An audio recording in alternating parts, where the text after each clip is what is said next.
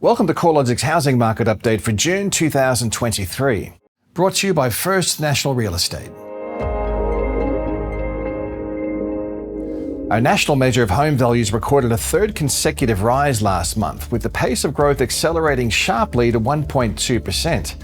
After finding a floor in February, home values nationally have increased by 2.3% in the 3 months to May, following a 9.2% drop. Sydney continues to lead the recovery trend, posting a 1.8% lift in values over the month. That's the largest monthly gain since September of 2021. Since moving through a trough in January, home values have risen by 4.8%, or by roughly $48,000 in dollar terms. Brisbane and Perth were the only other capital cities to record a monthly gain of more than 1%. However, the rise in values through May was broad-based, with the rate of growth accelerating across every capital city. The positive trend is a symptom of persistently low levels of available housing supply running up against rising housing demand. Advertised listings trended lower through May, with roughly 1,800 fewer capital city homes advertised for sale relative to the end of April. Inventory levels are 15% lower than they were at the same time last year and 24% below the previous 5-year average for this time of the year. With such a short supply of available housing stock, buyers are becoming more competitive, and there looks to be an element of FOMO creeping back into the market. Amid increased competition, auction clearance rates have trended higher, holding at 70% or above over the past 3 weeks. For private treaty sales, homes are selling faster with less vendor discounting. The trend in regional housing values has also picked up, with the combined regionals index rising 0.5% in May, following a 0.2% and 0.1% rise in March and April. Although regional home values are trending higher, the rate of gain hasn't kept pace with the capital cities. Over the past 3 months, growth in the combined capitals index was more than triple that of the combined regionals, at 2.8% and 0.8% respectively. Although advertised housing supply remains tight across regional Australia, demand from net overseas migration is less substantial. Historically, regional Australia accounts for around 15% of Australia's net overseas migration. Additionally, a slowdown in internal migration rates across the regions has helped to ease the demand-side pressures on housing. Premium housing markets in Sydney continue to lead the recovery trend.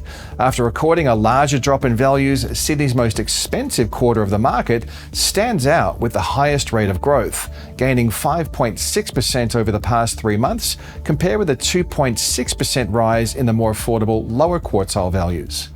Interestingly, buyers targeting the premium sector of the market are still buying at well below peak prices.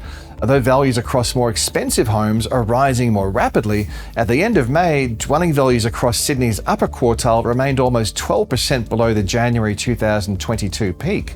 That's the equivalent to a saving of around $213,000 from the cyclical high. The same can be said for other housing markets. In fact, despite the recent gains, most capital city markets are still recording housing values that are well below recent peaks. Perth is the only capital city where dwelling values have returned to record highs.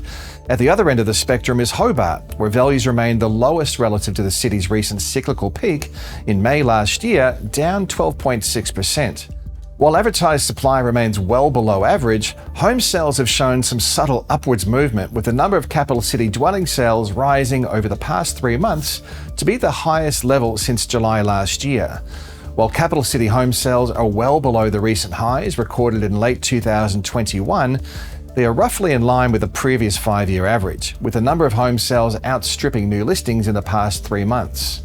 With selling conditions improving, we could see more homeowners test the marketplace. The flow of new listings is normally subdued through the winter months before trending higher into spring. It will be interesting to see if more vendors take advantage of the improving housing market conditions and look to beat the spring rush when competition to sell could be more intense.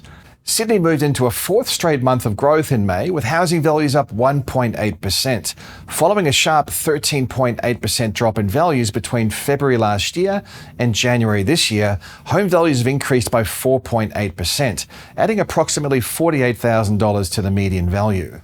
The number of home sales across Sydney was estimated to be 10% below the 5-year average over the 3 months ending May. Meanwhile, advertised stock levels were 17% below average, demonstrating a gap between supply and demand levels. With buyers feeling a renewed sense of urgency, auction clearance rates have been holding above 70% through May, reaching 75% over the final week of the month. With housing values moving through a third month of growth, it's clear the market has moved past a short but sharp downturn. Capital city home values dropped 9.7% in the space of 10 months. Not quite the largest drop on record, but it was the sharpest.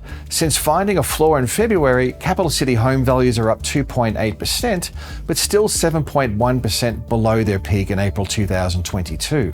The recovery trend is looking increasingly entrenched based on the past 3 months.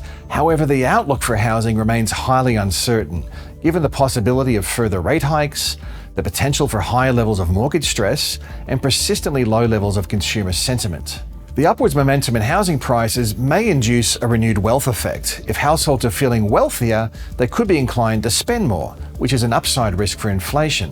While trends in housing markets fall well outside of the Reserve Bank's mandate, is highlighted by the Reserve Bank last month, rising asset prices need to be considered with respect to inflation.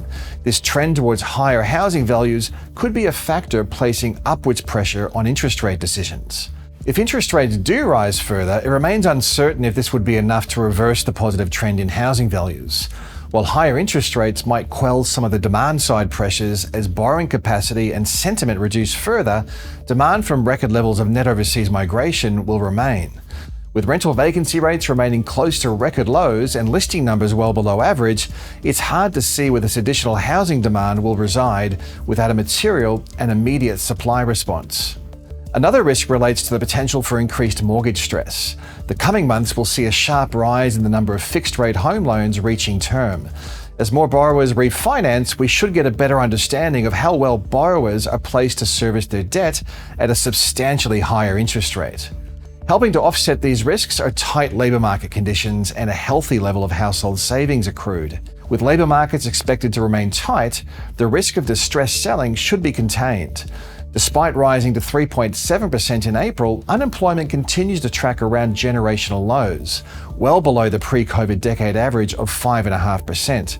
Public and private sector forecasts have the unemployment rate rising, but remaining well below the decade average benchmark.